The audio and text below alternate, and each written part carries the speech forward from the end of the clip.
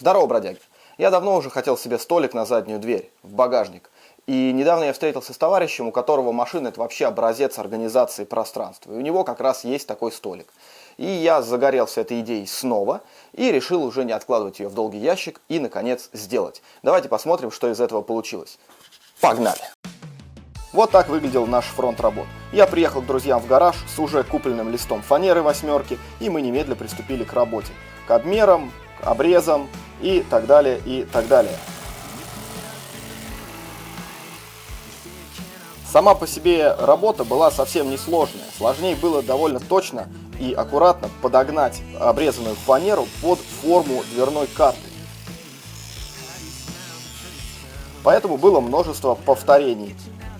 Приложить, подрезать, где-то подправить болгаркой, опять приложить и так далее, и так далее. Это длилось довольно долгое время и, естественно, первый кусок фанеры мы таки в итоге упороли, и нам пришлось вырезать еще и второй.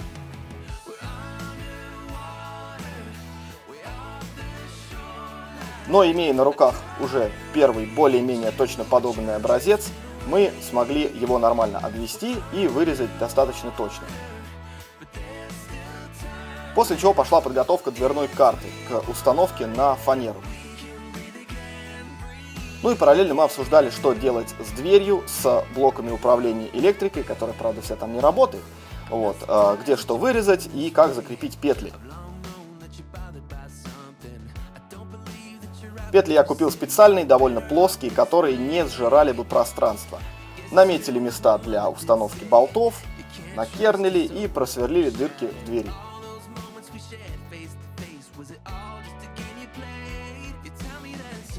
Петли крепили на обычные болты, с обратной стороны контрили гайками. Это было довольно удобно, потому что отверстия в двери достаточно большие, и рука спокойно пролезала. Потом надо было точно разместить фанеру относительно петель и выемки в двери, чтобы это все в закрытом состоянии входило в это углубление, никуда не торчало и ничего не перекашивалось. Закрепили обычными саморезами, без каких-то сложных конструкций. Саморезы были чуть длиннее, чем фанера, и мы обрезали их болгаркой с внешней стороны, чтобы не торчало ничего.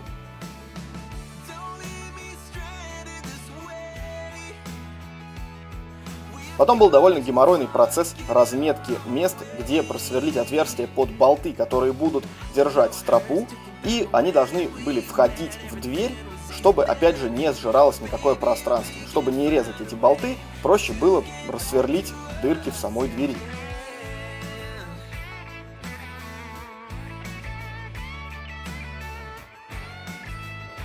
Получилось у нас вполне неплохо. Да, не с первого раза, конечно, пришлось кое-где подсверливать, но благо у нас было ступенчатое сверло, никакой проблемы это не представляло. Проблемой скорее был севший шуруповерт, который еле-еле под конец уже вообще справлялся даже с фанерой.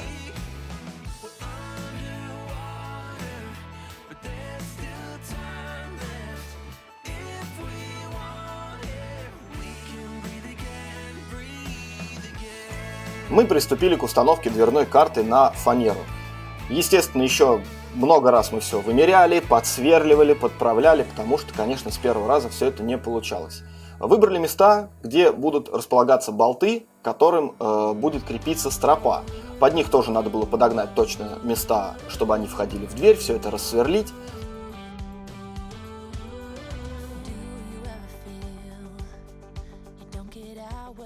Для крепления столика в целом я выбрал болты М8, закрепил их шляпкой внутри, резьбой наружу, чтобы сверху на них накручивать просто барашки, которые будут фиксировать стол.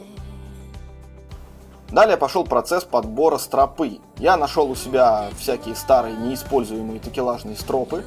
Мы эти стропы обрезали по длине, обожгли края зажигалкой, проделали отверстие газовым паяльником и начали уже сборку столика в том виде, в каком он должен будет функционировать. Болты, за которые крепятся барашки, выполняют роль крепления строп также. Чтобы отверстия в стропе не расползались, мы использовали шайбы. Процесс подгонки стропы оказался несколько более муторным, чем нам казалось в начале, потому что надо было выбрать длину такую, чтобы столик в нагруженном состоянии принимал горизонтальное положение.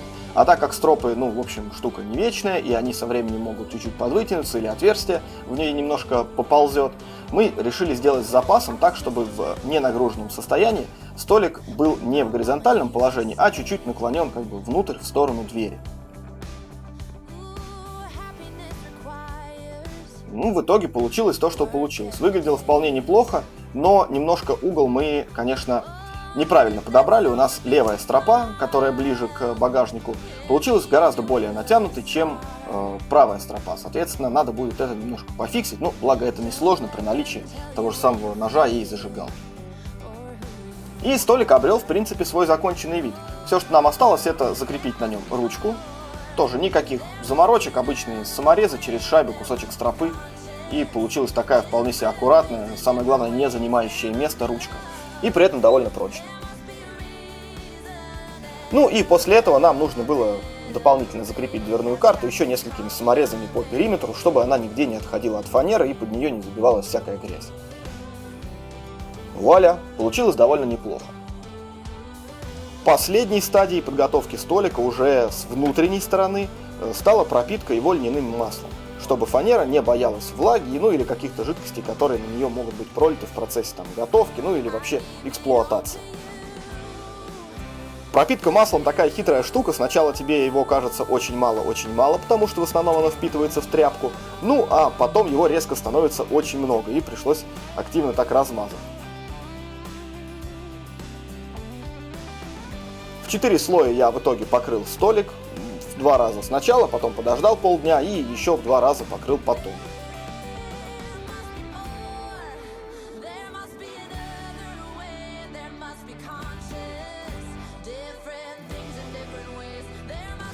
И самым последним штрихом стала покупка листа виброизоляции подходящего цвета и фактуры, обрезка его по форме выемки в двери и наклейка на внутреннюю часть двери.